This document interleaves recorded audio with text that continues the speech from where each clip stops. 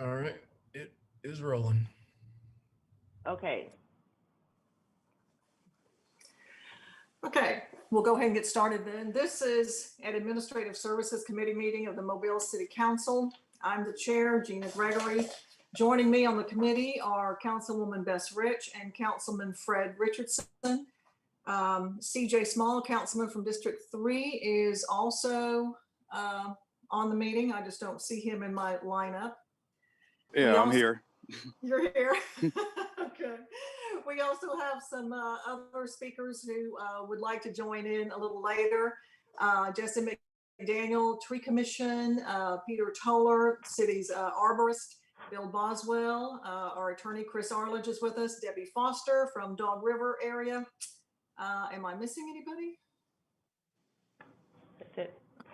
All right. What I thought I would do is just go through what is before us, the current ordinance with Chris Arledge, our attorney, has made some highlighted areas of the areas where the ordinance has been changed.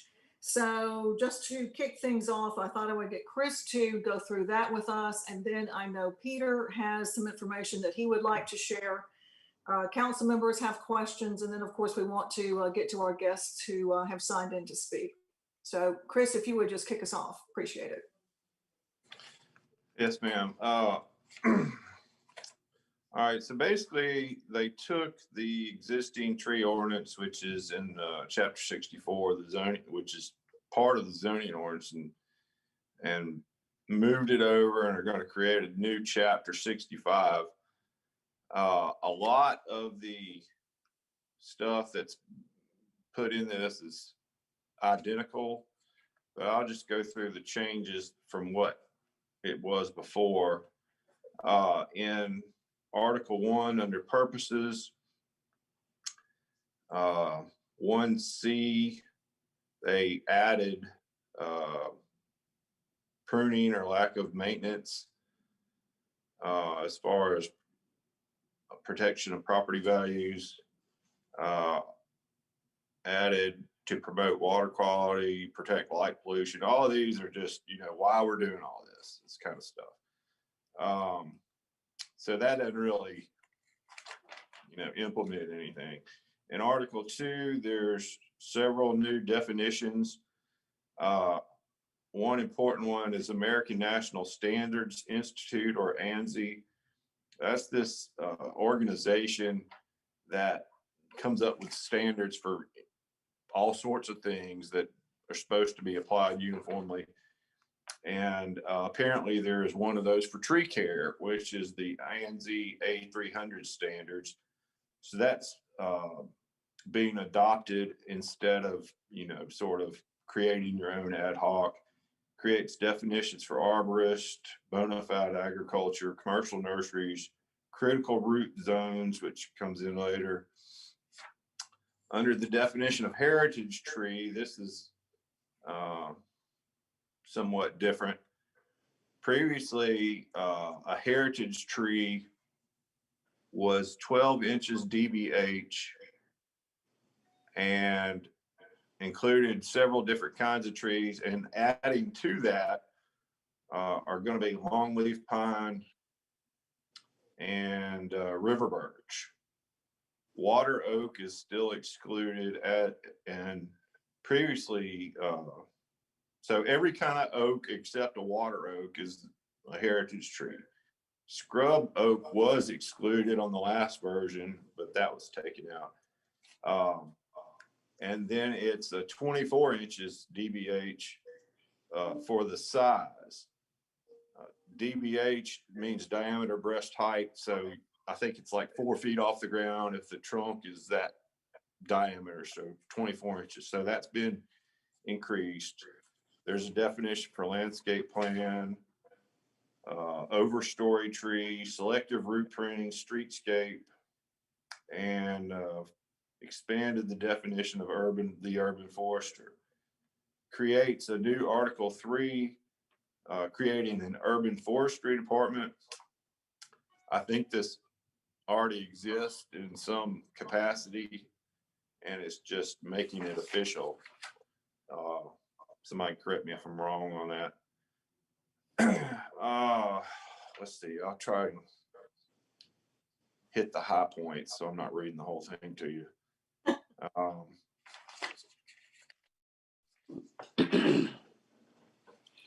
Chris, Sir, as you make your way through that, I have talked to my representative on the tree commission, and she told me that their fear was that some of their authority would be wrestled from them in this new ordinance. So as you read, if you see where the tree commission is having to give up some of the authority that they previously had, I want to know. okay,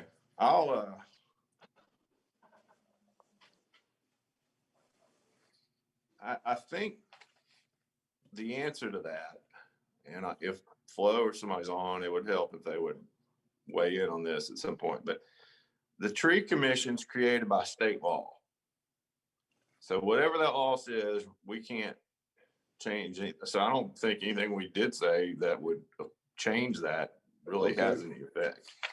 All right. Chris, and for everybody on the call, we did have some questions during our pre-conference meeting today. Some of them were based on concerns from tree commission members. But if we could let Chris go through this, and then we'll come back and ask questions, because I know Peter Toller also has a PowerPoint that I think will address a lot of these as well. So unless it's just like a burning question, and Fred, I understand, because it's a big question from the tree commission. If we could let Chris finish and see if there are any questions for him, then we'll go to Peter, if we can handle it like that. But again, if you've got Fred and Bess or CJ, if you've got any questions that we really need to answer right now, we'll go ahead and do that. Okay, Article 5, number 5. The previous ordinance had a requirement. This is talking about utility work in tree trail areas. Previously, it had a requirement that the utilities could not cut more than 30% of the overstory on a particular street. That's a change. Whether that may or may not be enforceable, actually, but it is a change. Trimming trees on private property, Article 6, this is a big change. Previously, on private property, the only real restriction on a heritage tree was a heritage live oak tree.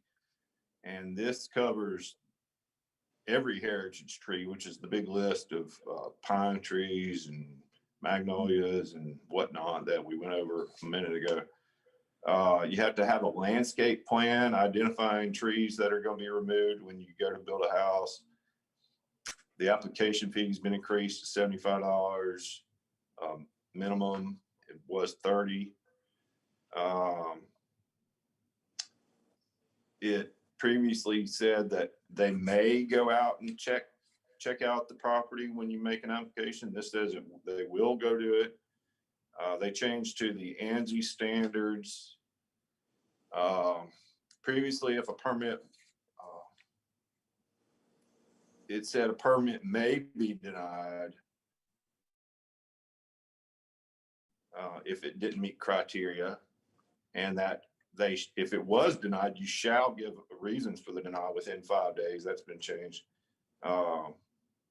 Added some stuff about the ISA certified arborist and the ANSI standards.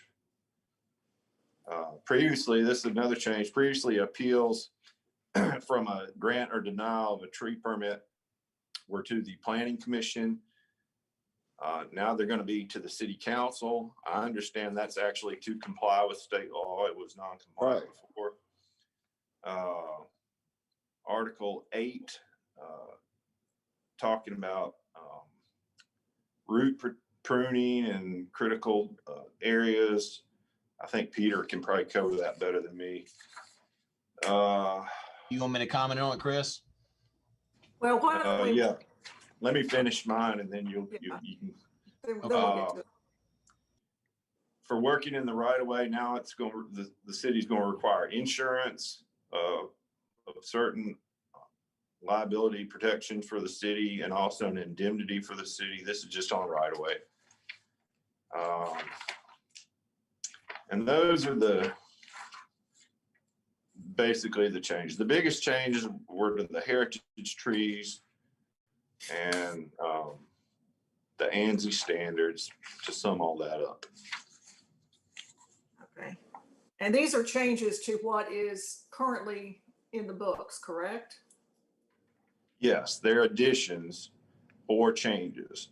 And one last thing, the punishment section adds you can also get community service, which I think the judge could order that, whether it said that or not. And by the way, people have talked about the fines under state law. Unless it's a DUI, we can't charge more than a $500 fine for a misdemeanor on a city ordinance violation. Oh, okay. Yeah, I think I saw a question about that.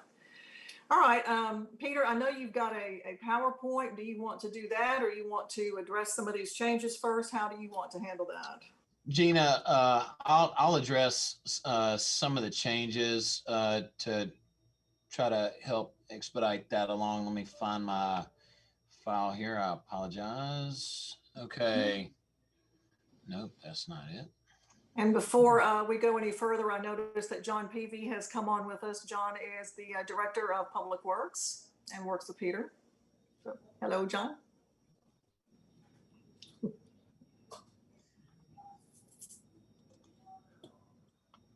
Okay. In the proposed chapter 65, I'm going to go through some of the highlighted areas.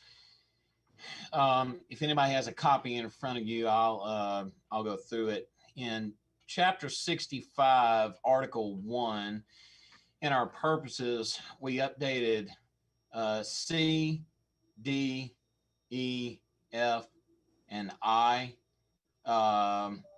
One part of my motivation for adding comments to the proposed chapter 65 would be some of our weather events that happened over the past year. A lot of people have asked me what is the reason now for doing this? And I'm going to tell everybody in this Zoom meeting, when you get into the first 72 hours of a storm and you have 600 plus trees that have failed, have 600 plus locations with trees that have failed, and you see problems with those trees that can be fixed through city code, it motivates you to do the right thing, because I want everybody to know up front, in this, I was born and raised in Mobile. I always rode under the tree tunnels and thought it was the coolest thing ever. And I want Mobile for the next 100 years to still have a tree tunnel and things of that nature to enjoy. But that's enough sympathy story from me.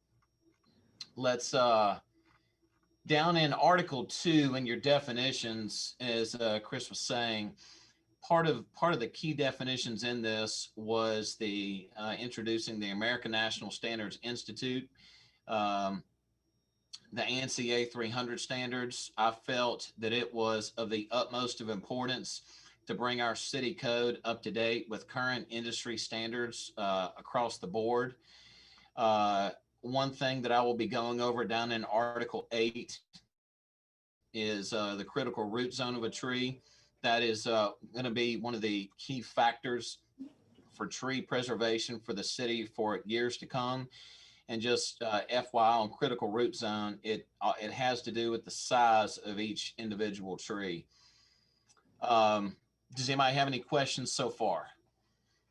Anybody questions so far with this? Any of our speakers who have signed in to speak, any questions on that part?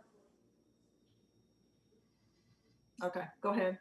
Okay. Now, getting down to the heritage tree list. Now, currently in city code, if you want to develop a piece of property, the only size tree and type of tree that is currently vetted is a 24-inch in diameter or larger live oak tree. Well, you know, we have a whole lot more trees in the city to offer. So with the help of my department, we came up with what we feel is a robust list of trees that are on private property that would need to be permitted. Now, a lot of people have asked the question, why? Well, part of the reason why is we want to make sure when development takes place that these trees that are intended to be retained are coexisted around correctly. So therefore, this opens up the opportunity for risk management to where we can actually manage our tree canopy responsibly. So that's the reason for expanding the heritage tree list. Down through here. Now, in your definition list, you'll see where it says selective root pruning. That is another aspect that we're introducing to make awareness of for tree preservation. That has to do with utility work. It has to do with the different trades installing utilities going to a structure. A lot of people want to see a tree saved, but my conviction to introduce these standards is to make sure that a tree is coexisted around correctly. So therefore, we want to make it part of Chapter 65. Let's see, moving on, Article 3. I mean, if anybody has any question about Article 3, establishing the Urban Forestry Department, I'll go through that. Gina, if it would be possible, can I go ahead and share the screen with the PowerPoint that I have? Can I have those permissions? Yeah, go ahead. I made you co-host, so you should be able to share. Okay. All right. Let me go ahead and start this up. Okay. Is everybody able to see it? Yeah. Okay. In a nutshell, this is a tree protection updates through the city code. Now, in basically what we have is Chapter 64 in zoning code. That's what we currently have. And we have right tree, right place. Now, in protection of existing trees, now this is where something that's very important that really and truly needs to be put out there of the purpose of 65. In the UDC, and that's a whole nother ball of wax and a whole nother conversation. However, in the UDC, we have right tree, right place, to where if somebody is planning a development, they know how to properly space out trees and how much room a tree needs. However, the purpose of Chapter 65 is to protect and work around existing trees located in the city of Mobile. Of course, we have our tree protection provisions. It lays out the Urban Forestry Department and the role of the urban forester, the role of the tree commission, and our tree trails. Now, let's see here. Let me get to the next one. All right. So on this, our notable updates in the definitions is the arborist or urban forester. That's it puts out there that a person that's going to manage the tree canopy for the city has to be a certified individual. And it puts out that the urban forester ensures compliance with nationally and internationally recognized tree care standards, which is of the utmost of importance. We also added to Chapter 65, the critical root zone offers better tree protection during construction activities and keeps us in compliance with national standards. And in existing heritage trees, we have expanded that list to better give our city an opportunity to save more trees.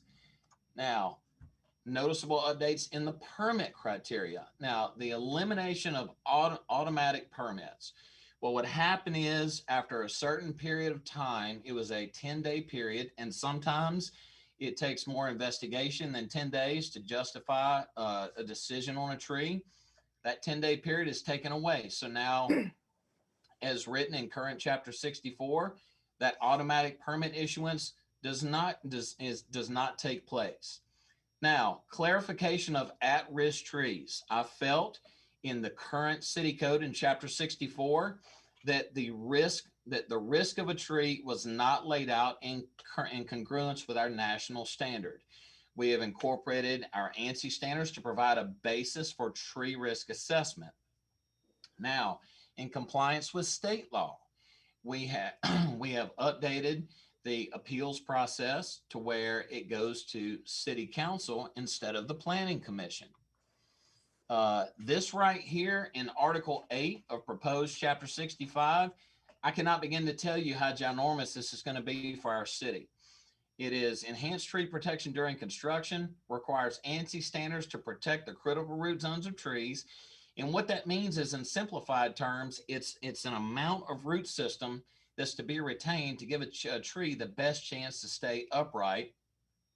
And it requires the supervision of an ISA certified arborist when those selective root pruning processes are taking place. Now, notable updates in our tree trimming removal companies. Requires tree trimming or removal activities on public land or in public rights of way to be done under the supervision of a certified arborist. Okay, so in this, here's the final thoughts on this. And again, I'll take any questions from anybody. The final thoughts is balance is the key. The proposed changes put in place will significantly enhance tree protection in the city. And also keep this in mind. We got to start somewhere, guys. There's always additional steps that can be taken. Recommendations aim to strike a balance between tree preservation and the impact of regulations on property owners. So that's my brief PowerPoint presentation on Chapter 65. I hope y'all found that useful. And Councilman Gregory, I will turn it back over to you. All right. Council members, Bess, Fred, do you all have any questions? Well, I'd like to hear from the citizens that are, looking for input, but my great concern is the diameter of the heritage trees outside of the historic district. We put in new types of trees, but 24-inch seems, rather high. And so I was wondering if there would be an interest in maybe hearing from the urban forester, Peter, about going a bit lower on maybe not the heritage oak, which was 24 in the past, but some of the other species that are now on the list. And as far as the engineering permits, it speaks to land clearing, but I'm a little concerned about making sure that someone doesn't come in to the engineering department without first seeing the urban forester for any heritage trees before they get a land disturbance clearance. And I don't know if that needs to somehow be written into this at the front end, since we're talking about tree protection. That's something that kind of stood out with me. And as far as the fines, I understand the 500 being the ceiling from as far as the courts are concerned, but I looked at Fairhope and apparently they have another tool that they use besides the court case and the 500 fee for damages to public trees. And it's based on the diameter of the tree, and they have like a sliding scale. What's also considered, I guess, some kind of return to the system for its worth or replacement.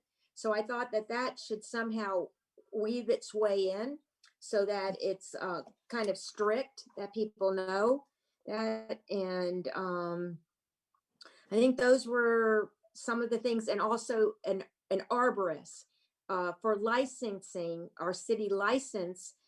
Do we have that category? If we don't, we probably need to make sure that in the business license, there is a niche for an arborist, because people come in and they're landscapers, they're tree cutters, and but they're not having this technical background as an arborist. And so I'm wondering on a license thing, whether that's something that the council needs to also look at. My theory is if we're going to protect, then it just can't be, sounding like it's good if it doesn't have teeth, because that's the whole idea of what council actually is capable of doing, and not to be punitive to developers. But being out in West Mobile, I've seen a lot of beautiful trees go. And that was another thing, who would be the final say on plans that were submitted? Is that the urban forester before construction begins? Or do they just lay out their plans and someone says, oh, your building's there, we understand, you can knock it down? Who's doing what? Is that very clear within this ordinance? So that's basically where I'm coming from as a lay person, and just watching what I think is some pretty nasty development happen out west that could have been avoided. Okay. Peter, did you get all those? Yes, yes, I took all of that in. Let me give some current information. If you look under current city code, the definitions right now, there's two definitions. One is a heritage live oak that involves a live oak tree that is 24 inches in diameter or larger. And then they have another definition called heritage tree. It's a wide range of species of trees, but it states they're at 12 inches in diameter. Now, 12 inches in diameter, that's a subjective discussion. I have checked around with other peer cities, and I've checked anywhere from here to Montgomery. It goes anywhere from 12 inches to 20 inches. That is kind of across the board. Yeah, it's right now it's 24-inch in diameter live oaks or 12-inch heritage trees. Now, in current city code, heritage trees involve trees claimed for credits, and that's the 12-inch rule. To take a tree down, it's only a 24-inch in diameter live oak. I know that sounds kind of confusing. It is, yeah. But that's kind of where we stand on that. As far as all these, and I've had some people ask me, as far as all these standards being introduced, they say, how are we going to hold the community responsible or keep them in check that works on our canopy every day?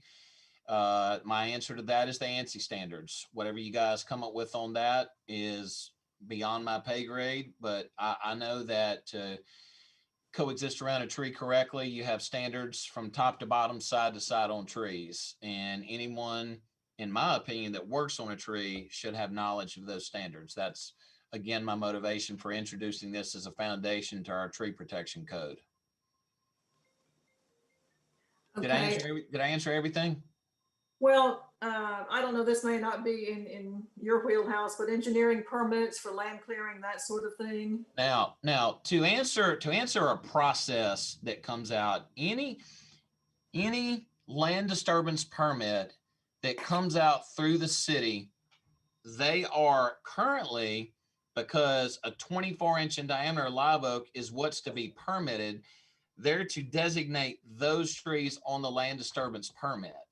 If more heritage trees were introduced to be permitted around, then that would entail more trees able to be vetted, saved, or worked around correctly. That's where the process to where the determination would have to come into play. So, and that's where peer cities have a smaller diameter. I'm not saying go all the way down to 12, or I mean, you could, but that's where they introduce more species in a development with the ability to save trees for a variety of reasons.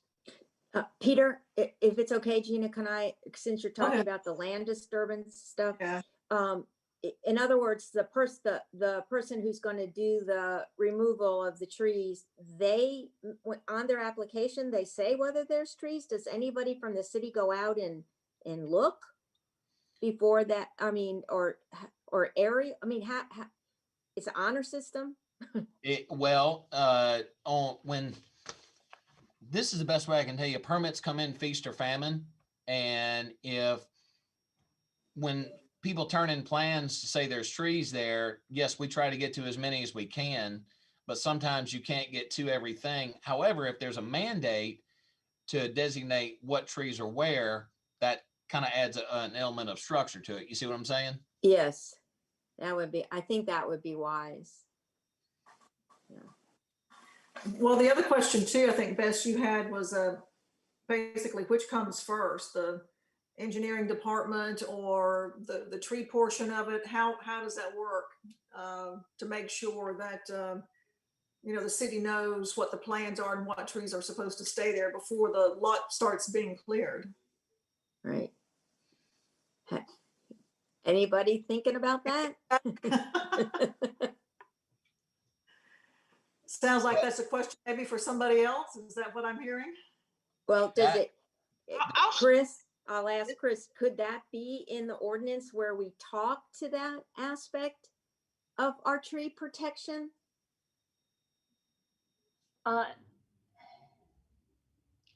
It If you says, don't mind, while, if you it don't mind, says- while, Let's let Chris, Okay. it says any person wishing to do anything to a tree has to get a permit. That's right. period. So, Does that include land disturbance? I mean, if there's a heritage tree out there, it seems to me, it's like saying,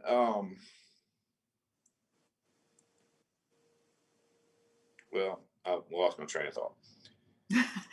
Well, it would seem like if you were going to go out to get ready for some development and you've got to clear the lot, you know that you're going to obviously take some trees down. So before you go clear a lot, you ought to have to get your plan in for the trees.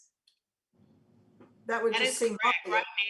Right now, this is Shayla Biko with Bill Oh, Mobile. hey, Right now, if you've got a 24-inch tree, right now as it stands, it must be shown on the plans and it's submitted for review. So that's the part of our process now.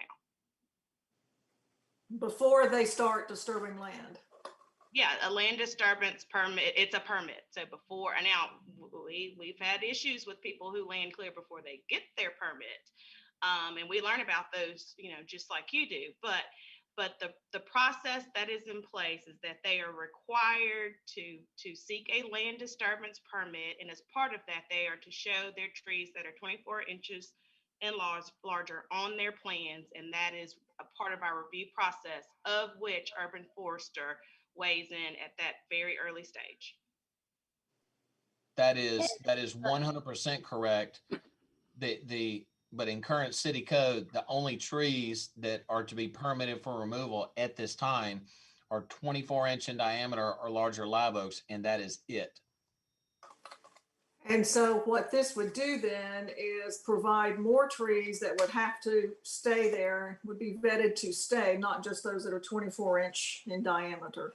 So basically you're mandating that more trees be saved on these lots. Am I getting that right? Yes. Hopefully. Or at least permitted to be removed. Yeah, because if you look in Article 6, where it talks about criteria for issuance of a tree removal permit, what carried over from the last ordinance to this one is if the tree is in the building footprint or improvement area. That is what carried over. Can I ask a question? I guess kind of what they're asking is, what happens if they don't tell you there's a heritage tree of some kind on this property? Does somebody go out there and check behind them on But the application? that's what I was trying to find out, if that's in the loop. Well, the challenge to that is you would have to go to aerial satellite or something like that to try to figure out what's there. Because when you come out to a field of dirt, you can't even tell what's there. I mean, before they did. Yeah. Yeah, well, the idea is to turn in a tree survey. Well, can you do all of that before anybody pulls the first permit to develop a property? Can you put it in that order?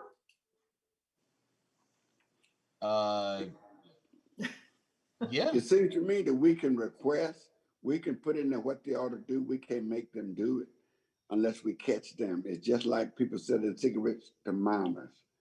They sell it every day. Until we catch them, we don't have nothing. But we're here to protect trees, so I I know, do but think man- the permitting process of land disturbance plays hand in hand with protecting trees. I just don't know whether it needs Right. to be, I agree with you, Fred. I understand what you're saying, but it talks about land clearing, but we don't put the language in about that requires a permit or a review or whatever. We talk If about it's a land heritage tree, plans. if it's a heritage tree, if they're clearing the land and they're not dealing with a heritage tree, then clear the land. Right, but who oversee, all right. When you get a land disturbance permit, does somebody go look at the property? Before they start. In our department right now, if a developer, a contractor, whoever knows that there are live oaks on that property, they by reflex call us. And they then have to show via plan if it's in the building footprint or improvement area. So that right now is an effective tool. It would have to take just repetitiveness to get them in the habit of, hey, now you got some more trees that you have to have vetted to see if they can stay or go. That's all it is. Just, go ahead. No, I was going to say, sometimes there's land disturbance permits giving and there's no plans on the table. It's just that's happened a lot out west. It's like my phone will ring, like Shayla says, the city finds out. And sometimes they've been granted those permits because they've just come in and gone on and said, there's nothing here, I'm ready to go, whatever, but I'll give you the plans later. Well, I can tell you this. Do this better? I can tell you this. Shayla and I have been working hand in hand to improve this process for a couple of years now. Mm-hmm. And Great. we have a very good communication system between Build Mobile and us, and they trigger our department if the current trees that need to be permitted are on a piece of land. And hats off to her staff for communicating with us to get us out there to whatever's located. There's a lot going on in the city, a lot of development, but these new trees would trigger more opportunities for us to get out and just vet what's going on instead of, like you said, wiping a piece of land clear without notice. And this is a great way to make that happen. Just to put one more thing in perspective, I just wanted y'all to see the volume of permits that we get since January. We've issued 34 land disturbance permits, and this is the process that we put in place and have been utilizing, where we're communicating with urban forestry and they're in the loop. So since January 1, we've already had 34 land disturbances that get regularly reviewed by urban forestry. Well, that's really good, but I'm just wondering whether that language that mirrors what you're doing should be part of this ordinance talking about tree protection. Gina? Fred? Chris, can you add to the language that in order to be approved for a land disturbance permit, that an arborist must agree that there's no heritage trees involved? Fix it where it require the arborist to go out there and look at it. If not, we're just gonna keep on doing what they can keep on doing what they're doing. Unless we got a law saying that somebody gonna have to put the eyeballs on it, nobody gonna see it. Well, before we get Chris to answer that, if there are that many permits, Peter, is there any way you can go out to 37 different sites and vet all of the trees to make sure they're doing what's right? Here's correct. Here's the answer. We go to land disturbance permits and we check for live oak trees, but you can get to some land disturbance permits that are huge that sometimes, you can keep up, sometimes you can't. But if there's, like you said, if there's a vehicle that adds more trees to it to put up that, hold on, let's pump the brakes for a second, that helps out. Well, Peter, with you not having the 10-day default, you'll have more time available for that. And if we have to get more people, if we see that the permit demand is more, we may have to go back to the mayor and get assistance. That's correct. Yes. And you What- get what department gets the funding? Is it engineering or is it urban forestry? When someone comes in for those clearing permits? That the land disturbance permits, we don't get anything from that. But if a tree is permitted for pruning or removal, that money by city code goes to the Urban Forestry Education Fund. Well, John and Peter, is this something that you think is doable if we should decide to try to add that kind of language? I mean, or is it something like another ordinance that we put on the books that we can't enforce? Well, personally, I mean, it's the administration's desire to be more user-friendly. And it becomes overwhelming, we're gonna have to respond. Peter has 2 able assistants right now, and we can push the issue to get more people and more assistants. And I know Shayla's on. Anybody else from the administration on the call? Councilwoman Gregory, this is Flo?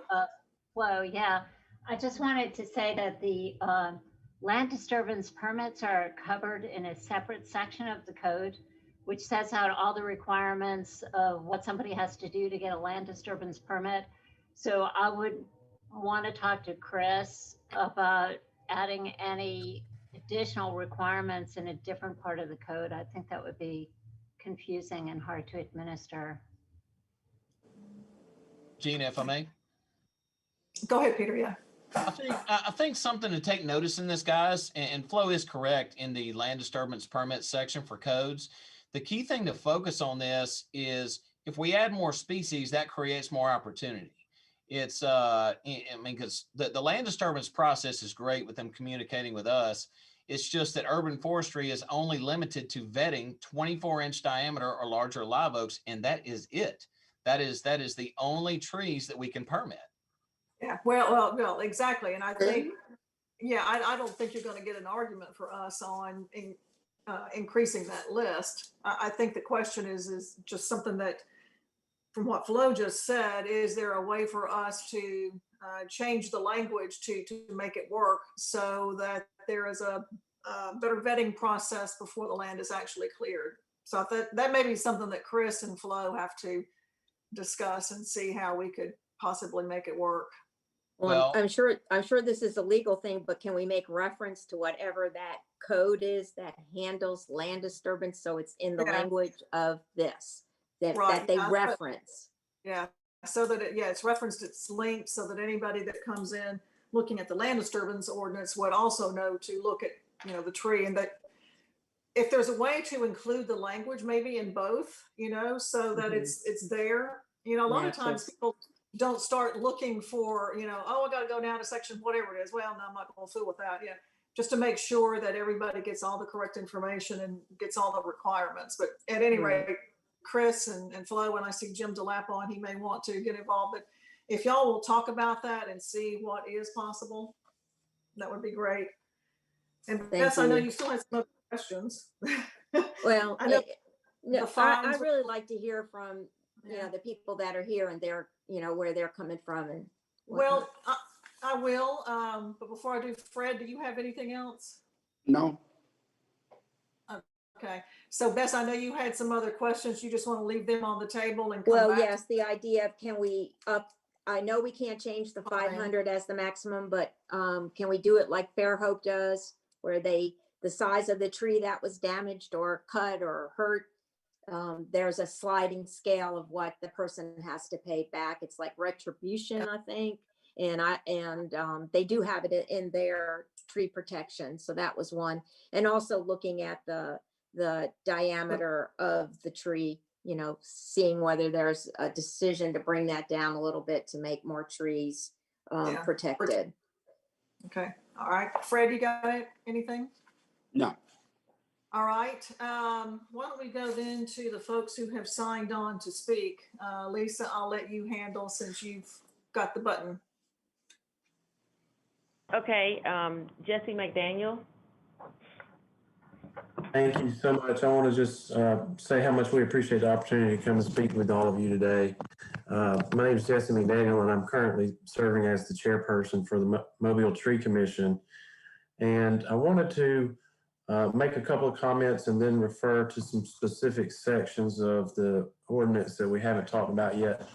Over the past few years, months, and maybe even a year, we've been providing input into the Unified Development Code versions that have come out, and we've been trying to play a stakeholder role there, and surprised by the turn of events where we had a new version 4 of the UDC released, and then it also simultaneously taking out the tree protections from the zoning. And so I guess I wanted to start out by saying that I'd be remiss if I didn't ask again for earlier communication with regard to tree issues in the city, and better communication and involvement from stakeholders when we're talking about such important issues as it relates to trees. We just want to be a participant on the front end, not on the back end, trying to figure out what the heck is going on. So with that being said, I want to point to a couple of sections, and if you can refer to these with me, page 7 of the chapter 65, we have an article 4, section 1, and it was letter number L, as in Leroy. And I wanted to just ask the question here, because this requirement that the Tree Commission produce an annual report that it's going to send to the City Council and the Planning Commission, that language is not new, okay? It was in the old chapter 64, but it's also in chapter 65. And my question is about the removal of some specific language there in that section that referred to the city department that would keep the numbers of these trees for use in this annual report. And this new version of chapter 65, it removed that language that specifically said that there would be city staff helping with this reporting requirement. And so I'm not sure why the city of Mobile would relieve itself of any role to play there, but continue to keep the requirement in place for the members of the Tree Commission, who are all, as you know, volunteering their time and often need assistance from the city staff. And so I wanted to raise that issue, but also to ask if we could just keep that language in there and maybe amend it so that we're referring to the appropriate person, whether that be the urban forester or whoever it is. But we certainly wanted to continue to have that language there and be able to work with the appropriate city staff to produce that report. And then the second specific item was on page 6, Article 4, Section 3, and this was dealing with membership on the Mobile Tree Commission. It's pretty simple and straightforward. It just basically spells out that anytime there's a vacancy on the Tree Commission, it would be filled by appointment made by the City Council. We believe, based on what we've been experiencing of late, that there should probably be some guidance here in the language that sets a time limit so that there can't be a never-ending vacancy on the Tree Commission like we have currently. Right now, we're struggling to operate with a 6-person team. We're supposed to have 7. And this long-term vacancy that we have has basically just made it harder on everybody else, because we have more difficulty reaching a quorum. It sometimes impedes our ability to do any business. And so it would be very easy for this City Council to just simply add to that section D that 3D that I cited, that you would do this within 6 weeks, or that you would do it within 8 weeks, so that there's some expectation that this would not continue to be vacant indefinitely. That's really born out of our circumstances that we're in right now. And we've got a vacancy that's going on 6 16, 18 months. And it's something that we feel like is a problem. And so we're asking for your help with this as well as these other issues. And then my colleague, Teresa, is going to have some other specific items.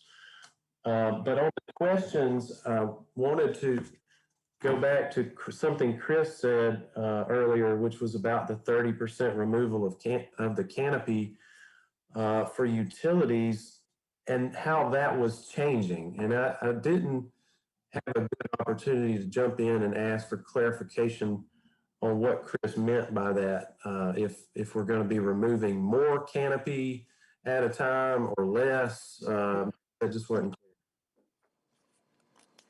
clear. Okay, Chris, if you've got that, we'll go to you and let you clarify what that meant. I think that was under tree trimming. I don't know if you got that. Yes, under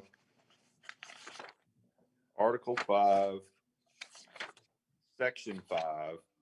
Now, keep in mind, I didn't write this thing, so it's not my ordinance, but I'm pointing out that previously it had a requirement when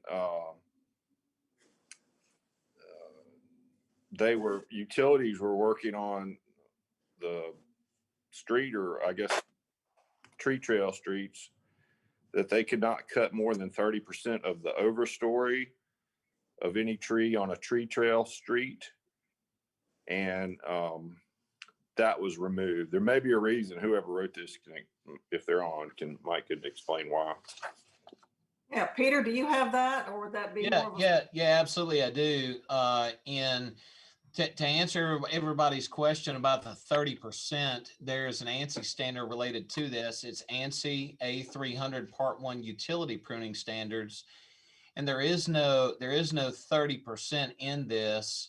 I could provide some more documentation on it, but when you utility prune, or when you prune in general, you state your objective, and the correct method, even though it is not aesthetically pleasing, and quite frankly, I don't like it, is the fact that they are pruning for line clearance, and you can't dictate a percentage of canopy. Legally, in a court of law, it goes back to your pruning objective, and that goes back to the ANSI standards.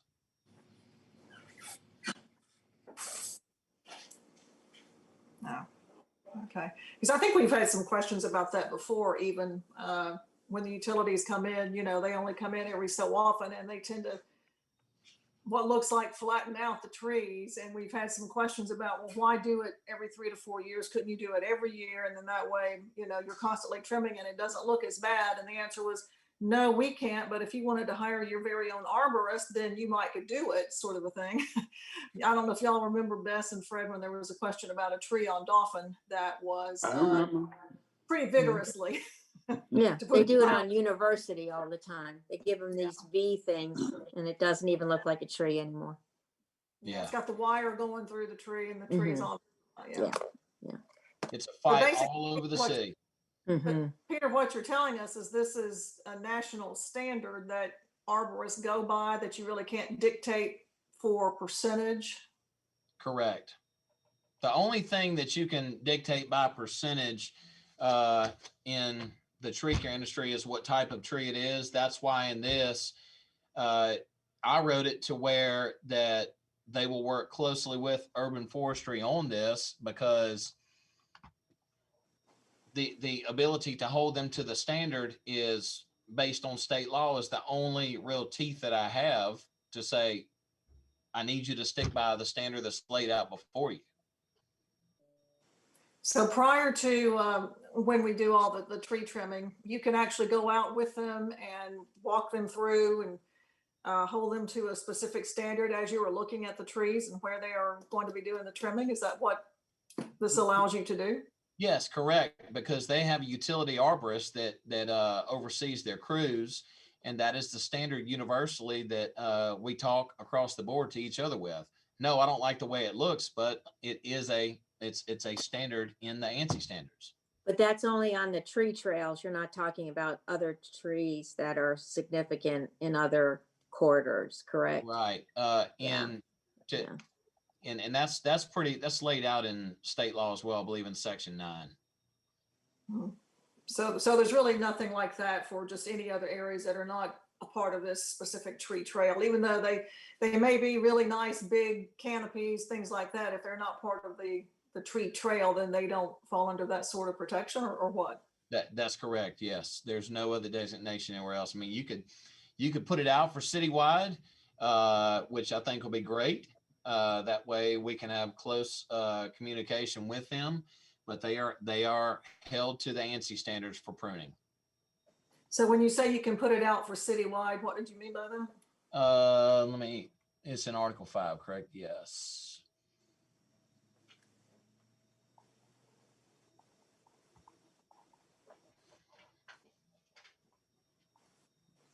Yeah, on this where it says on all designated tree trails, utility companies shall work closely with both the urban forester and the commission prior to performing any projects which would affect the trees along these designated streets. They have one standard they go by, like I said prior. So if you want them to work closely with us everywhere, that's an idea. I'll leave that out there for you guys. Is that something that's doable? Well, the skinny on it is they're dictated by state law. I really don't have authority outside of saying, hey, you prune this outside of the ANSI standards on a tree to dictate what they can do. Because in state law, they can go down a thoroughfare and take down whatever they deem necessary. But So- if we, So it's at a state level.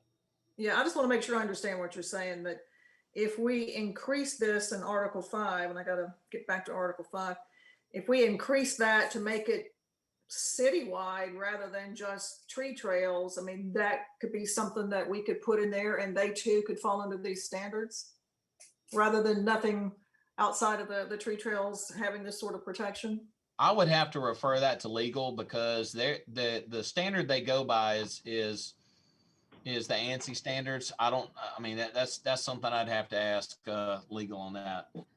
But it says that the council can designate other streets as tree trails.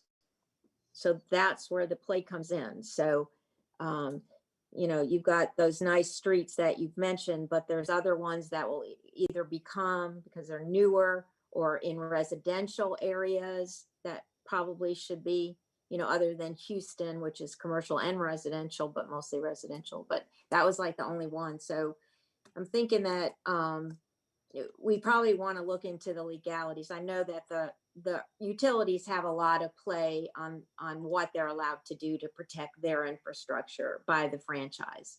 So it goes, yeah. Well, I But know we probably should look and see what we can do. we got a couple of legal questions so far that we need to go back to. Yeah. Okay, Bess, was that it? Yeah, that's it. And Jesse, I know you were still were you finished or? Well, I was just going to also add that I know that we support increasing the restitution that Councilperson Bessrich mentioned. We feel like $500 is absolutely not enough. Even if that's the maximum on the fine that you can do, there's ways to do this by making restitution. And these trees can be incredibly valuable, and we certainly should be deterring every possible way. We should deter people from injuring or removing these trees because they have community value, not just value. So, but we want to continue to work with the staff. We encourage that language being left in there about staff support for that annual reporting process, and then the filling of the vacancies. I mean, I don't understand the situation with the vacancy on the tree commission, but I do hope that the city council will add 3 words to that line that's basically within 6 weeks or within 8 weeks, whatever you determine to be appropriate. But it just makes it more difficult for the people who remain if we don't have a full team. So I just wanted to add those thoughts, and I appreciate your time. All right, thanks. Hey, Lisa? Teresa Hold Tessner. Fred? Tim, yes, Ms. McDaniel raised the issue of attendance.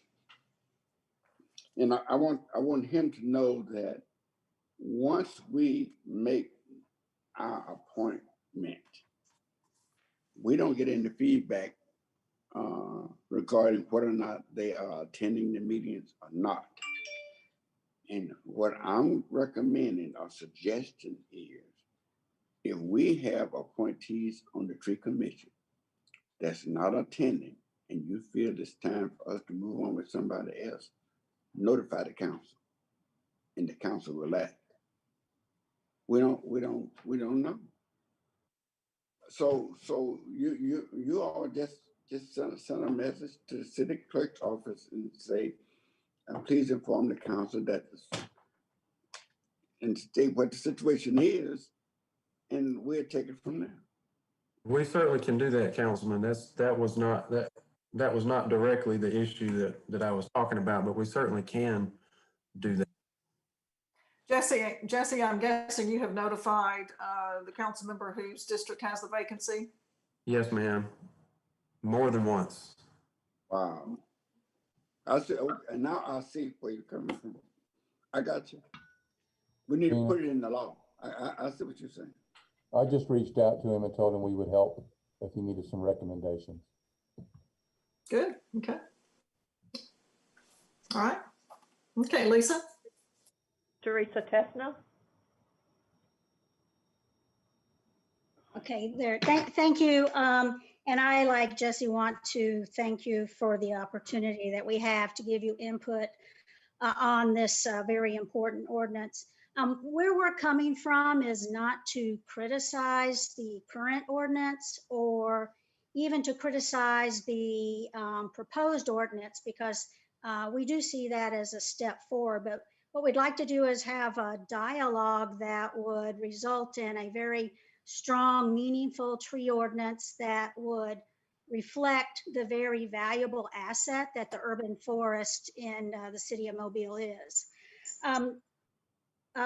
We've already stated that we're concerned about the fact that the fines and punishments are not enough to deter bad behavior or encourage compliance with the tree protection ordinance.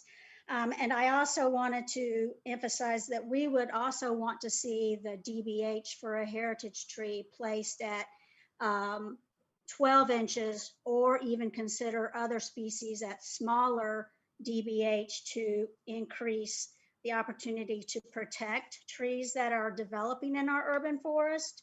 And then another area of concern that we have is that the ordinance does not seem to prioritize preserving trees that we have. It's more like you can, if you want to keep the tree, we'll give you some credit, but there's no requirement that you try to work around the tree as far as where you put the building. Residential 1 and 2 family lots that already have a structure on them are exempted from the tree protection ordinance unless they are in a historic district.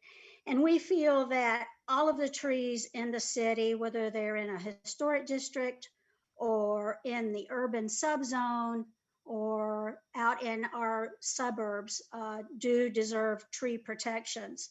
And we would like to see the ordinance written so that trying to protect the preserving trees that we already have would be more of a priority, so that you would only exempt removing you would only allow removing a heritage tree if the building couldn't be put elsewhere, or the lot could not be used elsewhere, or you couldn't accommodate a restriction. You couldn't give an accommodation by reducing the number of parking spaces required in a development, or those sorts of things. So if we could have an ordinance that moves from tree protections first rather than tree protections at the end of the process, that would certainly be, I think, very valuable for the city of Mobile. And we sent to the committee members some detailed ideas that we had from reading the current ordinance and looking at the ordinance that Orange Beach has in place as guidance. And I can go into more specifics if you like, but I think basically we would like to see more preservation and very clear delineation of what it's necessary to protect the trees that we have, what it is necessary to protect trees that are going to be maintained during construction, including protecting trees that are near construction. So they may not be on the site, but they may be adjacent to the site. We have very often development happening where there are large trees with the critical root zone extends beyond the property line, and it's not on the parcel to be developed, but they still need to be protected. And those trees should be protected as well. So that's kind of a summary of where we are at. Okay. And I've shared the document that you sent, Teresa, with the administration, so they have that. I don't know if Peter or. Yeah, and I think. Okay. Wants to comment on it or not. And I think one thing I did forget to say just now is that we are also very concerned about how the permitting process, the construction process, whether it be just for a house, a single house, or a driveway, would be overseen to make sure that there's compliance. We do have a concern about a person's permitted to do something, but there's no oversight to say that that landscape plan is accurate, that the trees that are supposed to be being protected are actually properly protected, that the CRZ, the critical root zone, is, what the actual size of that is, and that there are physical barriers up, that every tree that's supposed to stay is properly marked, that every tree that's allowed to be removed is properly marked, so that we don't have, after the fact, issues that we can no longer remediate. Yeah, I think we kind of ran through that one earlier. Yes, and that is a real concern because as all the council members have said basically today, we can all think of very easily many instances where it's apparent that that process either wasn't clear enough or wasn't overseen well enough, and then there was not enough enforcement teeth after the fact to keep it from happening again. Okay. All right. Thank you very much. Lisa? Bill Boswell. Yes. Thank you very much. Appreciate the time to address the committee. One of the things that I very much wanted to stress today, after hearing a lot of this discussion, that I am encouraged that the city Department for Urban Forestry is acting in good faith. Peter Toller and I have I think a very good relationship working on several different projects in the past. Peter has maintained a good amount of communication with myself in an effort to try to get word out to neighborhoods and communities, and that's something that is vitally important, I feel, and I would like to encourage that to continue and have it expand more so with the Tree Commission as well, the Urban Forestry communicating more readily as Jesse McDaniel had suggested earlier. And I know it's a lot of times it has to do with time constraints and just not being able to get through the day of the workload, but in the long run, it just makes it so much better if the departments can communicate with these commissions that the City Council appoints, because these commissions are the voice of the people, and they're your voices, the city councils, for these areas of concern. The other problem that concern that I have is that, and Peter kind of approached this in the beginning, having to do with why this kind of popped up all of a sudden. And obviously the hurricanes and the storms brought to light, a lot of the problems that we have with the maintenance of our urban forest. But again, it would have been, I think, advantageous to the process of coming up with a more effective ordinance, one that is understood as well as effective by the developers and by the communities that it impacts directly, if we had involved more people in this process.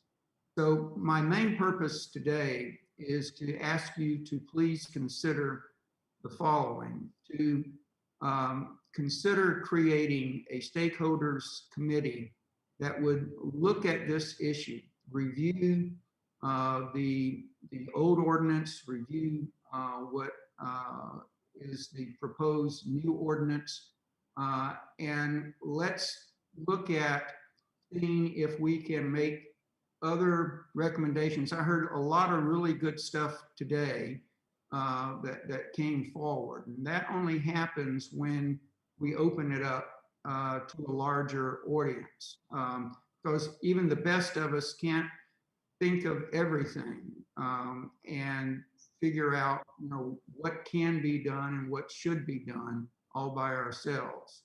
So I would ask the city council to please consider, before you make your final decision on this ordinance proposal, to allow more public input, allow for lack of a better phrase, map for mobile trees to be established, so that we can bring in more community involvement, more of the developers, more of the broad spectrum of stakeholders throughout the city, bring in experts from beyond the city to give advice, allow us to study the tree ordinances of other cities and other regions, and let's make this ordinance the best ordinance of any city in America. And because we all know that all of us, wherever we go, and whenever we have company to come to visit us, that they remark how wonderful these beautiful trees are that we are fortunate to have. Just last year at Mardi Gras, I was in my front yard, which my house is surrounded by live oak trees. And this couple from Minnesota who was here for Mardi Gras said, "What are these green trees? Where we are, there are no leaves on any trees right now. This is the dead of winter. This was in February." And I said, "Well, these are live oaks. These are our wonderful trees that we try to do our best to protect." And again, I do believe firmly that Peter is doing an excellent job in his position. He's doing the best with sometimes his hands tied behind his back and not enough staff, not enough resources to do what needs to be done in a city this large. But that's where I would like for us to just consider again, creating this stakeholders committee. As if you have to go ahead and pass this, let's at least have it so that we can do something going forward, so that we can review and see where we didn't quite step up to what we could have done to protect, see what these changes that Peter has recommended be done, how they're impacting, what else we can do. I just think this is an opportunity for us to study this a little closer. Let's take our time. We've dealt with this, what I consider a lackadaisical ordinance that's on the books now for years. our communities have had to struggle not only with developers, but sometimes, unfortunately, with the city itself. And I'd much rather it be a cooperative situation where we can work together and not just always having to react to something that's already happened and sometimes too late to make a positive change. But that's all really. I am encouraged by what I'm hearing here today. I do appreciate all of your great suggestions and your efforts to protect the trees. And that's all that really matters in the end. If we can continue to do that, I think the essential asset of our urban forest will continue to bring us pleasure and economic benefit. Thank you. Thanks, Bill. Appreciate it. Lisa? Madam Chairman, Debbie Foster. Oh, sorry, Fred. before we go, I would just like to comment on Mr. Boswell's comment. Normally, this city council, when we are going to create a new ordinance, normally we assign it to a committee, and then we hold committee meetings so stakeholders, people that's interested in it, can come from all nook and cranny. Normally, if it's something dealing with a particular subject, we try and get all the professionals on that subject into our committee to testify. So what you are experiencing today is that we are holding a committee meeting. We're not getting ready to vote today. We're holding a committee meeting to take the opinion from citizens from all spectrums that's interested in this particular subject. That's exactly what the stakeholders are here today. That's what we don't need to create nothing new. We advertise and invite the stakeholders to come. And if we wasn't under a pandemic, we would be at the city hall and we would probably have way more people than this, because a lot of people are not technology savvy and they don't know how to connect with us. But if we had been at City Hall talking about trees, we would probably have 30 or 40 people in that signed up to speak about the trees. We just voted today an ordinance dealing with tethering, chaining dogs. It's a new ordinance. We had people contacting us from states all around the country. They came alive all over this city. They signed up to speak about the dogs. Before we voted, they told us how they felt about the dogs. So those people who were interested in dogs, who had a stake in this, they rose up in a mighty way. And we are seeing the same thing. We don't need to create nothing. We have a tree commission. But for those in the community who have a vested interest or any kind of interest in trees, this is their opportunity right here to come and make known to us their feelings about trees. And it's our responsibility to take that body of information in and then tweak the law to accommodate how you all feel. That's exactly what we're sitting here doing today. And I see 1, 2, 3, 4, 5. It's about 8 people sign up on this Zoom to speak. So I just want you to know we're not creating a tree ordinance. We're moving the tree ordinance into a new chapter 65. We're not creating, we already have one. We had a tree ordinance when I came on the council. We're not trying to create one. But since we are moving it over there, we're trying to see, should we amend this? Is there anything that we need to amend? So that's what we are listening to you all for. So when we finally come back together, we're through listening, we'll start acting and tweaking what we have to conform to what you all telling us you would like to see us to do. It's working. It's working. I just want you to know, it's already working. I appreciate that, Councilman. I realize that. And I had a concern though during I believe it was January 7th Planning Commission.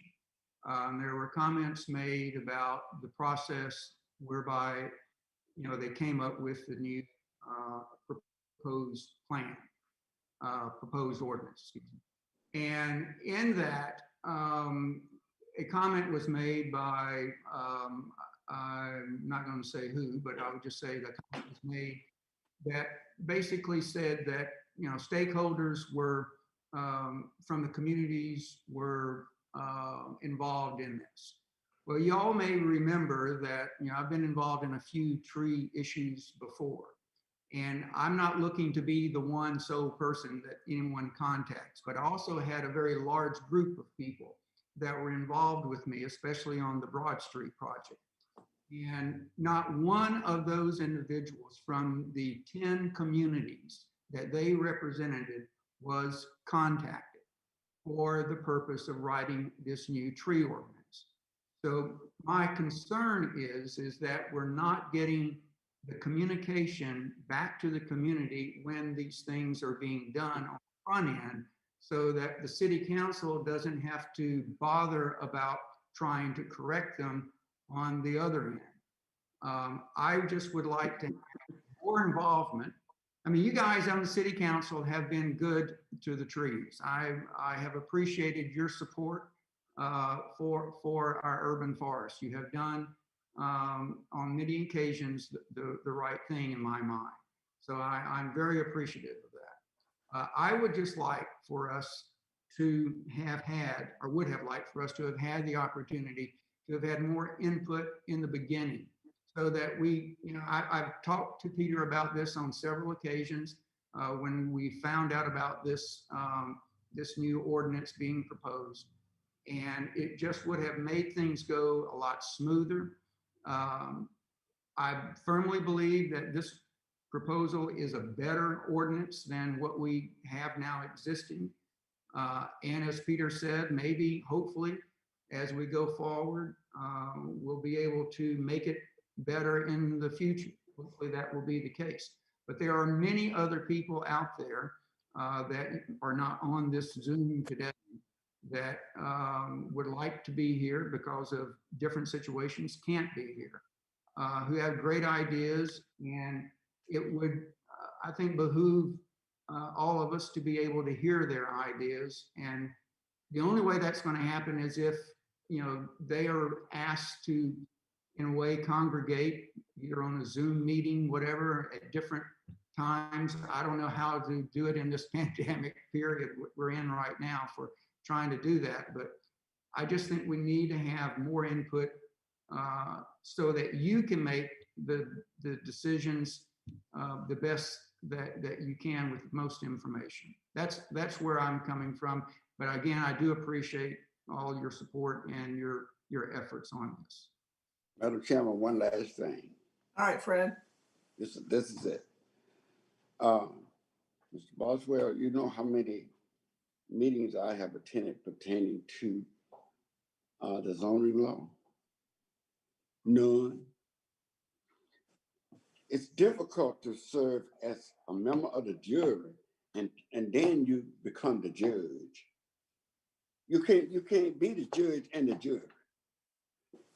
The administration, it is the administration job to present us a proposed zoning ordinance. When it comes to us, it's our job then to be the judge, to take the zoning order. You know what we're gonna do? We're gonna hold hearings just like this on that ordinance to let you all come down here and tell us what you like and don't like. But we're not gonna interfere with them. So, oh, don't put that in there, because we can take it out. I don't care what they put in there. We got the power to move it. But once they put it on our table, it's a whole different matter. We're gonna start holding public hearings. We're gonna assign it to a committee. We're gonna have hearings just like this. By the time we vote, we're gonna have consensus. Don't you worry that you done been left out. when we get through with it, you're not gonna be left out. We're Well, gonna get that, we're gonna get the final product coming to me into the other council members. And then we is going to start doing what we know we need to do to make sure what we've done is what you all want done. Not the administration, not the, want to make sure we are doing what you all want us to do. but may I, Well, ma'am? Bill and I'm not Fred, trying to say- I think I'm we through. all understand I'm where you're through. coming from. I'm through. I would just like to know if the, Councilman Richardson mentioned holding hearings, what will be the process going forward from today? How On will? As I recall, Bess and Fred helped me, we laid this over for 2 weeks, yeah.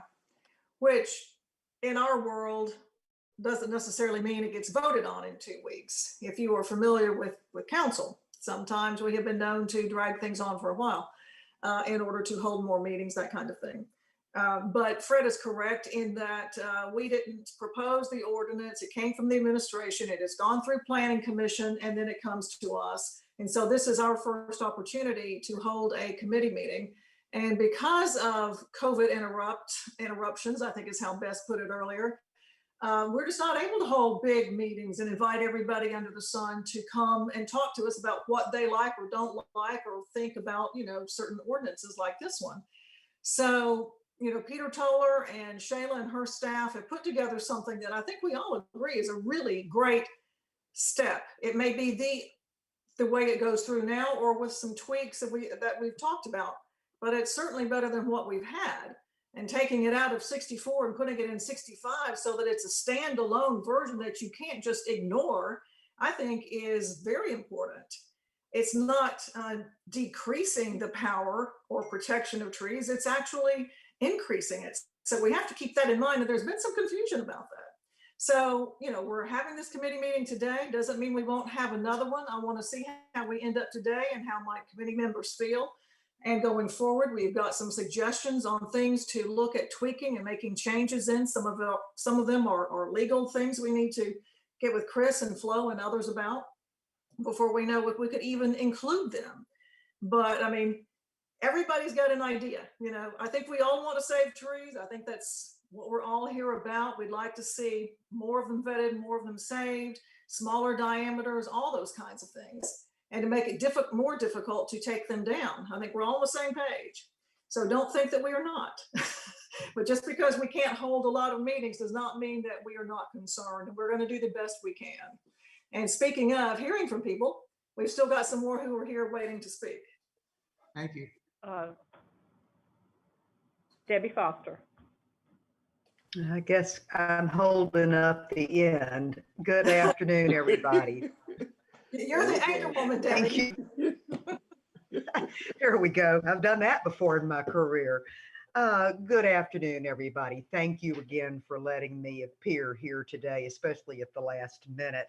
I am among one of those who was confused in the early stages of this, and I do apologize in some of that, but I must admit and support the man who just quit, Mr. Boswell, that I do judge that the way this was rolled out was not exactly one that was conducive to all of us.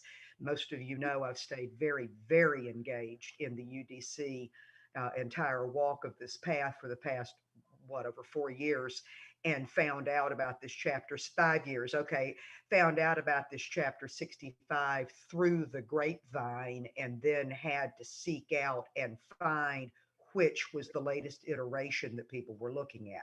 So I have to agree with him in that part of it. Just in case those who don't know, I'm a certified Alabama State Master Gardener who specialized in trees. And that was in 1995. So many of you also know I'm responsible for the 4,000 crepe myrtles, like them or leave them, that are along the south end of Dolphin Island Parkway inside the city limits. So I say that because I love trees and know which way out of the root they grow. With that said, I want to expand your knowledge for just a little while. I appreciate, respect highly all of the emphasis being put on aesthetics. I am a lover of our historic oak trees, and I just loathe what the power company does to them.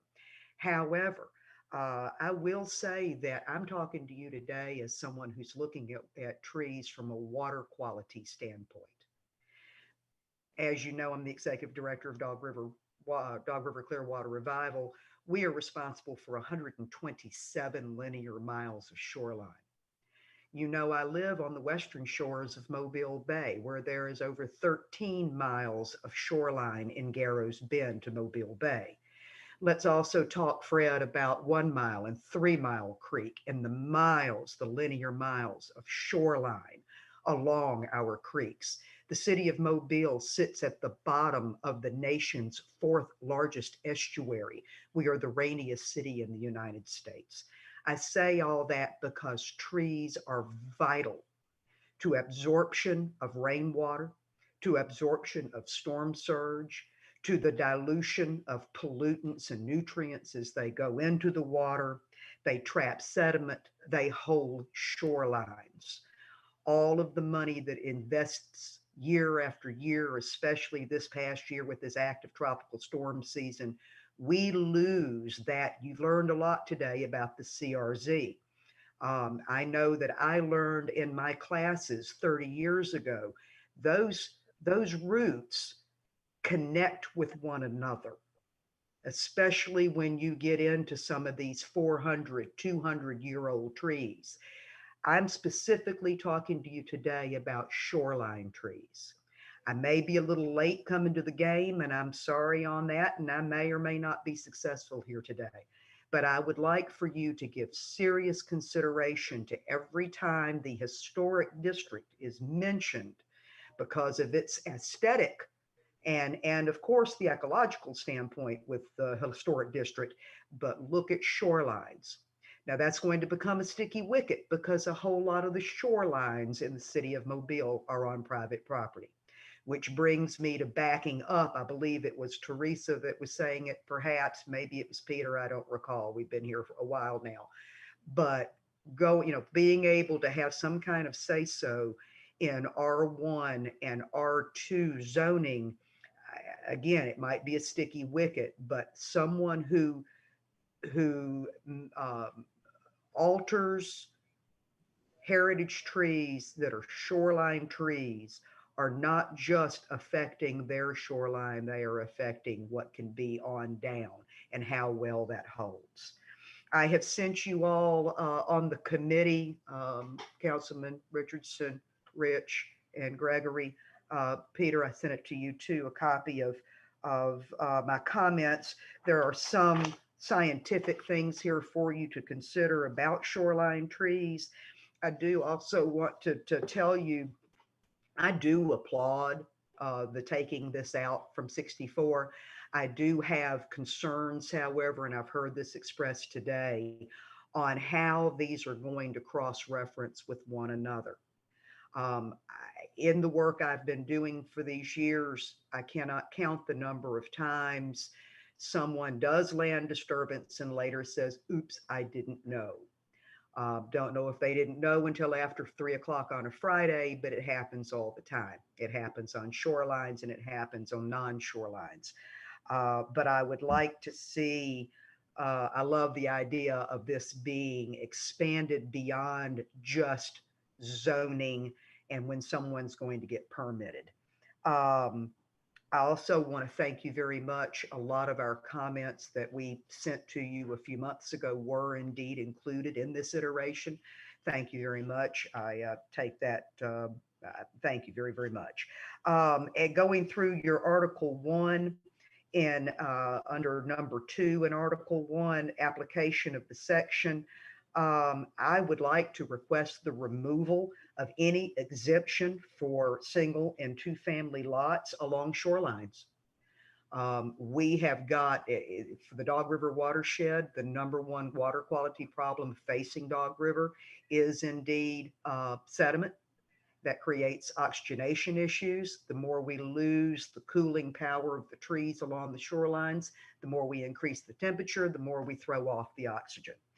We're all connected. Under number 2, under definitions, I'd like for you to include shoreline as a definition in there. There are numerous definitions for shoreline, but I think in our area, as we all are very familiar now with the watershed management plans coming out of the Mobile Bay National Estuary Program, any watershed probably that is listed as a HUC 12 probably would qualify in this. That would take in all of those that I've mentioned earlier.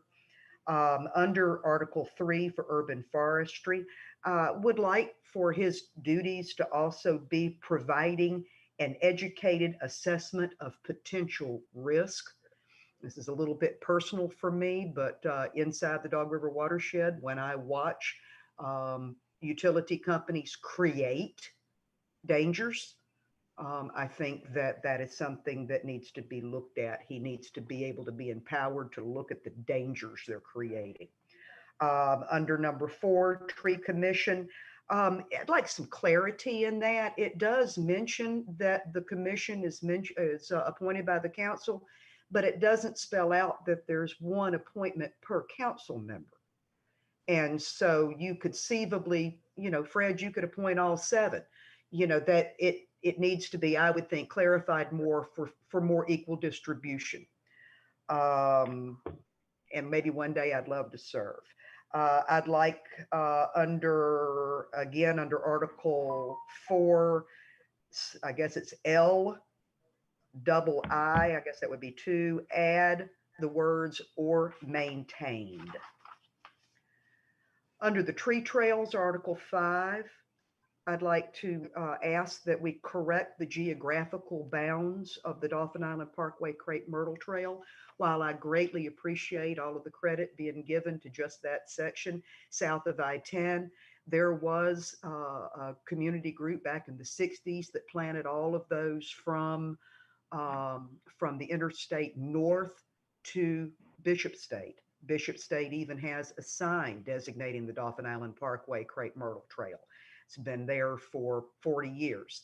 So I'd like to include that whole stretch of Dauphin Island Parkway, please.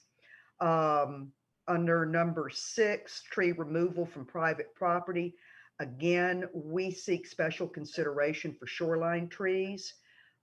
Again, as I stated before, many of these heritage trees, and I do support reducing the heritage tree at least down to 18 inches, at least, because of those interlocking root systems. We would like to remove any option for someone relocating a heritage tree unless they've made some specific ways of professionally doing that and given the city a guarantee that that thing's going to stay alive for 20 years and that someone monitors it. A tree of that caliber can take 20 years to die from what it's done to it, and we wouldn't know it for years, immediate years.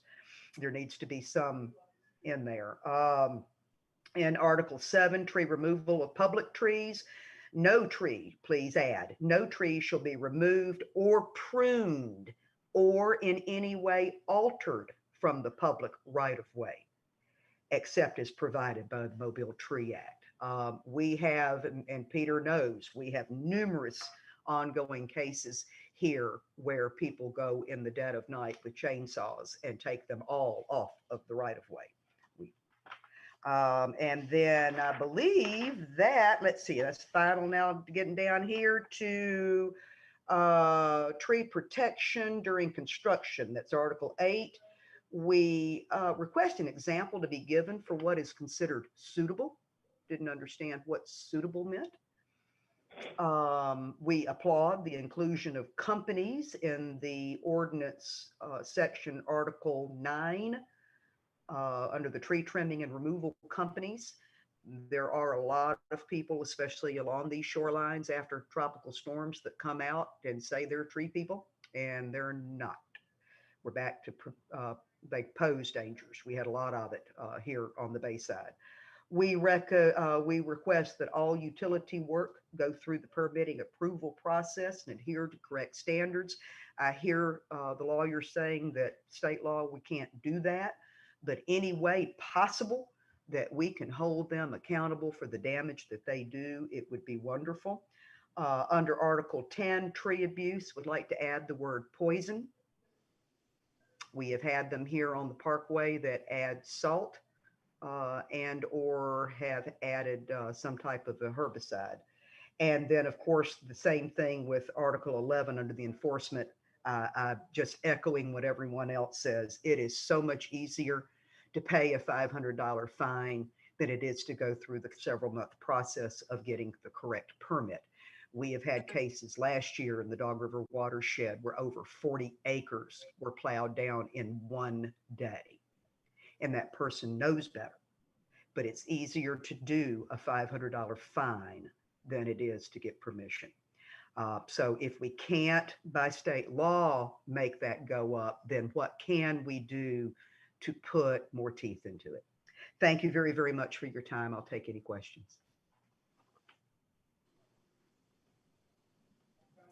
Debbie, I didn't read all of what you sent us, so I'm guessing that's it, what you sent us all? Yes, ma'am. All right. All right. Fred, Bess, anybody? No. Bess, you need to unmute. Nope, I'm talking to myself. Okay, on the tree commission for going with the Mobile Tree Act, which is state code, so I know we have to pay attention to that. It says that they're protection of trees on private property and publicly owned trees. So does that involve trees in our parks and on our building grounds? Would that be their oversight as well? Because that would be good, actually. We don't currently, this is Jesse McDaniel, Tree Commission. We don't currently oversee city parks. We do have direct jurisdiction over trees in the right of way. But on public property such as city parks, there's nothing in the ordinance right now that gives the Tree Commission direct oversight of city park trees. We generally are charged to promote and to plant trees on public property, such as city parks or schools. Mm-hmm. But as far as the city ordinance goes, and for that matter, the state law specifically grants us authority over the right of way. Okay, so what is this clause under Mobile Tree Commission? And I guess that's page 4, where it mentions protection of trees on private property and publicly owned areas in accordance.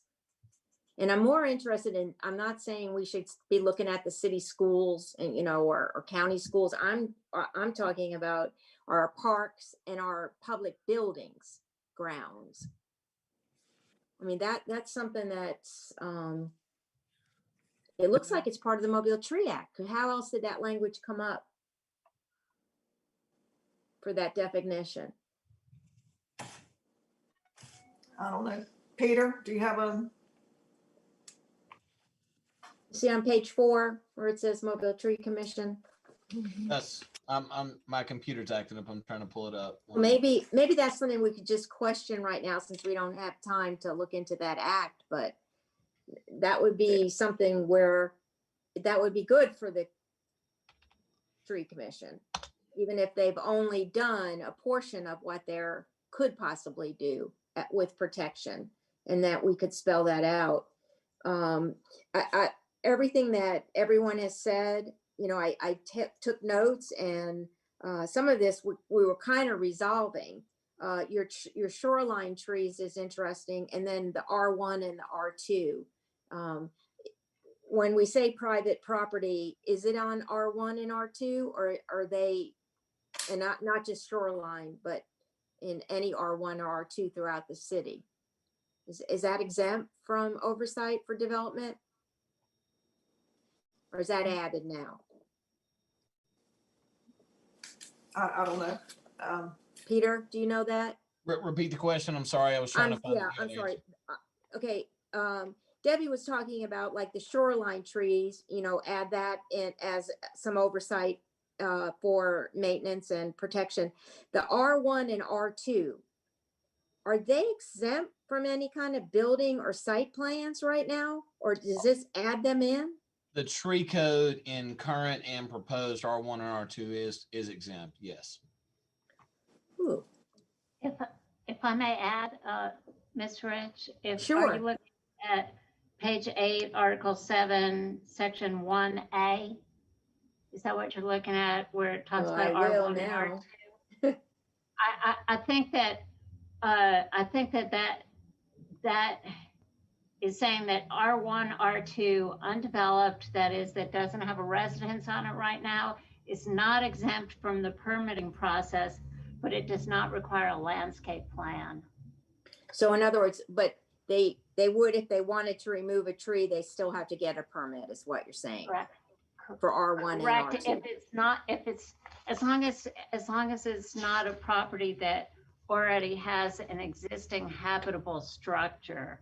Okay, so if they have a structure and they have a tree, even if it would be covered in our ordinance, they're at liberty to prune it, do whatever they need to do, in their opinion. Right. Is that what you're saying for R1 and? I'm sorry. Yes, that's No. correct. If it's on somebody's residence, that's Yeah, right. okay. Could someone repeat that back to me so it makes sense, please? Flo, can you tell Debbie? Yes, the ordinance does not apply to single-family and two-family lots that have an existing habitable structure. In other words, if you've got a private residence and you want to trim your tree, or you want, there's a hurricane and you need to remove a tree, you don't need to get a permit under this ordinance.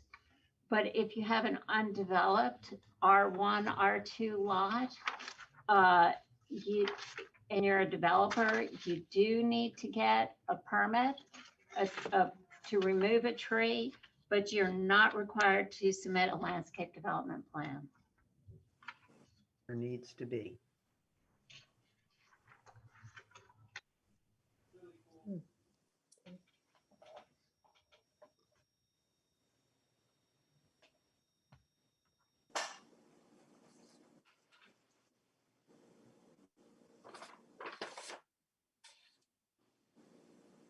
Ms. Gregory, can I address a few issues Yeah, that I've been sure. researching Mhm. while we're listening?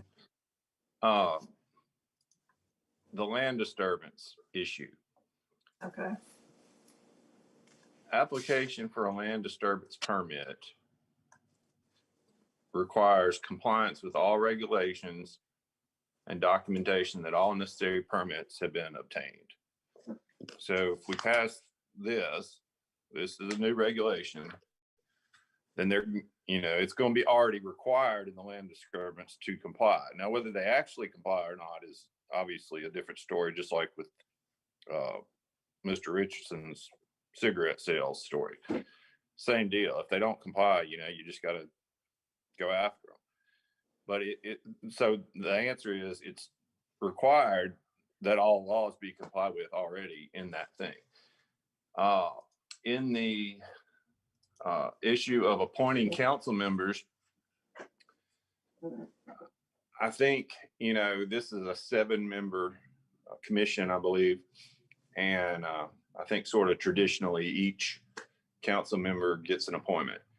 There's a process already in the city code about basically throwing numbers in a hat and pulling them out of a hat. And okay, that's that person's nominee. And then they've got a certain amount of time to make a nominee. If they don't do it, you can start the hat pulling numbers out process and assign that to a different district if you want to, go there. So it doesn't necessarily have to be appended to this ordinance. And finally, on the issue of restitution, I'm looking at Fairhope's thing. I didn't see anything for Orange Beach, but Fairhope's got a quite robust restitution provision. And, a judge, municipal judge, they can order restitution whether we tell them to or not. This has got recommended restitution amounts, and it goes from like $100 to $20,000 for a 30-inch tree that is damaged on a city right of way. You know, those numbers can be played with. Like I said, the recommendations, just like this $500 fine. I mean, that's the max we can do under state law. The judge may or may not do the $500, and there's really nothing we can do about it. You can recommend the restitution, but I can tell you in the real world, no municipal judge is going to order a $20,000 fine for something. And if they do, they're going to be in circuit court in about 5 milliseconds after that happens. But it's not out of the question to have this, you know, recommended scale.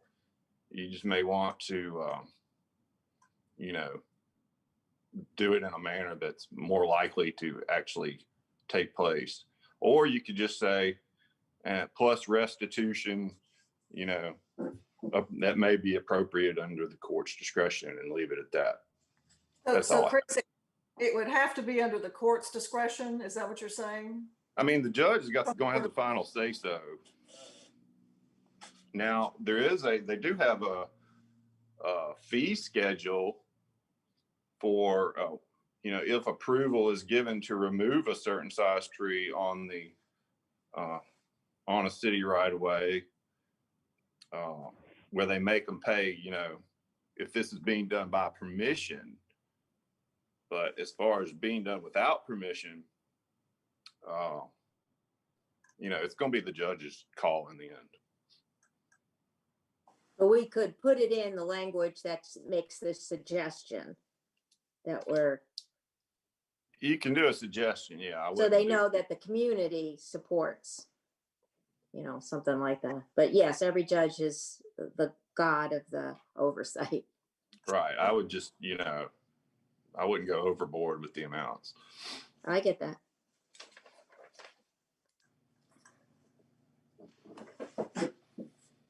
Okay. I know there were a number of points that were made, and Debbie has some very specific things that she would like to see added to or changed in hers going through, I think, the entire ordinance. Is there anything else that we need to look at before we start wrapping this up? The diameter of what we would say was a heritage, whether we want to look at 24, 20, or 18. You know, the Peter, 24 seems huge. Yeah. Do you have any thoughts on that, Peter? Yeah, the peer cities have their size is between 18 to 20 inches. Quite frankly, from a risk management standpoint, between 16 to 18 inches is a pretty good number. That's a pretty good sized tree that it would be smart to have risk management on it. 12 inches, that's something that, to me, just to be upfront, don't get me wrong, I love trees, but that's an impractical number. I mean, we manage literally roughly 8 million trees in the city. So, but We say 18 inches then, since 16 to 18 would be good, but you know, go with 18 inches instead of 24. Yeah, 18 inches is a good number. Okay. Okay. Is there anything else? I know, Bess, you were taking some good notes, and I was trying to take notes. You know, we heard from Chris about the engineering permits and stuff, and I just wonder whether the language so that people can refer, you know, on which code they need to pay attention to. I don't think it's harmful to include that unless that's illegal or something. And then the arborist, we make reference to an arborist. Does our city have a license? And I just would like to know that from the revenue. You know, does that even exist? Because if we're going to tell people we want them to have oversight with an arborist, you know, is that something we even have licensure for? Shoreline trees, I hear that, so maybe that has to stand out as far as what kind of protection they get for protecting the shoreline, even if it's in a R1 or R2. So I that I'm just learning that, by listening to that information. I think we trying to get as many people listening to this, and it'll be out there for the next 2 weeks too, before it comes back to the council. So Yeah, what we might do, Bess and Fred, and Peter, and everybody who's still on. I know we've got some of the questions that Chris has already addressed, but there are those others. If y'all would send your comments and questions to Chris so that he can keep a list. Okay. And we can go through in the next 2 weeks to see which ones are doable legally, which ones are not, and look at seeing where we would potentially like to add to what we've got in front of us. Debbie, including what you sent to, because a lot of what you sent, Debbie, is also wording and additions here and there. It's, some of those are not very difficult. So we can look at doing all of that and send it back out to council. And what we might wind up doing is, just to make sure that enough people see it, we would need to put something up on our Facebook page, on the website, in order to show people, this is like maybe a final draft that we're looking at. However, we need to do that, Chris can guide us, just so that more people are able to see it. To weigh in, definitely. Yeah, and I'm not opposed to, once we get sort of a final draft, going through another committee meeting, if that's what we need to do before we vote. So. Sure. Madam Chair, I want to ask Chris a question. Chris, looking at what's on our agenda regarding the trees,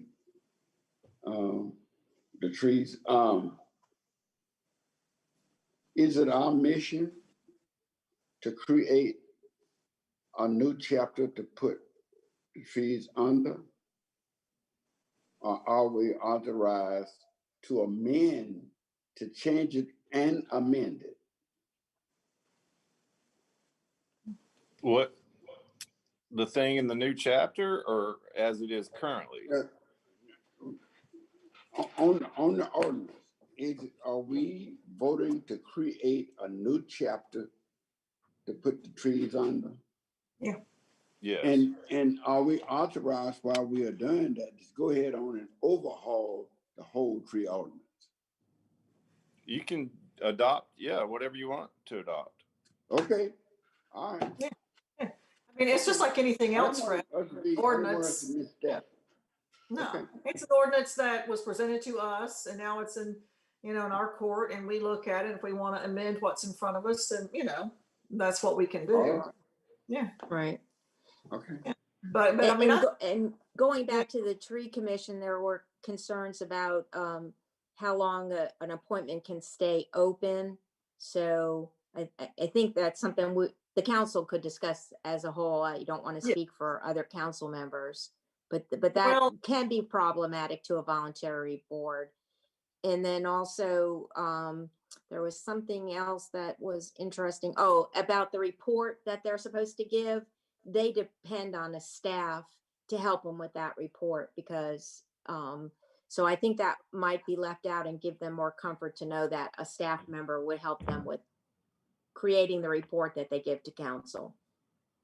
So but is that something that needs to be, is that something that needs to be addressed in overhauling or in creating Chapter 65? Or is that something that just needs to be addressed in the tree commission legislative documents itself? I think it was in before and just left out this time, about saying that a staff member would help create that. Because I know staff members attend their meetings. I mean, that's the only way they can possibly know what end is up, since they're not city employees. So again, this is just something that we got, as they're concerned. So I just want to bring that out again about the tree commission and their input. But I'll get this note. And Chris, are you holding what the tree commission wrote, their vice president wrote, so you can review it? Yeah, as well? he has. Yeah, Okay. I've got the Great. Okay. I've got Terrific. what was sent over. I don't know if it covers everything that's been thrown out. It's on this 4 phone call. pages. It's 4 pages. Okay, it's probably the same thing we're holding. I mean, we gotta, you know, one thing to think about, this has been submitted with some expert input about some things that are very technical in nature. So I don't want to, you know, be arbitrarily changing something without that is a clearly technical rule without consulting with the guys that came up with this thing in the first place. Oh, sure, absolutely. Are I you don't talking disagree. about what the tree commission sent, Chris? Is that what you're talking about? Right. And you know, the Right. council, I'd like y'all to tell me, you know, which parts you want to really focus on. Yeah. Well, exactly. Yeah. That's what I want everybody to do. We've got all Okay. this information. We heard a lot today. So whatever you want Chris to take a look at, to potentially, and I say potentially, include in chapter 65, you know, send it to him and let us, you know, all take a look at it and see. You know, I Okay. don't think we do make a complete overhaul by any stretch of the imagination, but some things sound like they are doable and good. So, you know, let's be judicious in how we go about this. And Chris can plow through some of it. I think Peter can probably answer to a lot of it before we get too far along. Great. Okay. Fred, anything? No, Okay. All right, everybody good? everybody right, good? Thank you, everybody. Thanks for sticking around. Thank you, Peter. Appreciate it. And Peter, since you've gotten that PowerPoint, you might think about sending that out to the council so everybody can see that. Sure, I'll send it to all of you. Yeah, that'd be nice. I'm thinking of putting that in my newsletter for people to Yeah. link to. Yeah, that'd be- That was excellent. Yeah. Thank you. All righty. So is there a motion? A motion to moved. adjourn or I'll Second. second Fred. It's been All motion right. and second. 4 o'clock, 2-hour committee meeting. Okay. All right. Thanks, Thank Gina. you, Thank you, everyone. All right.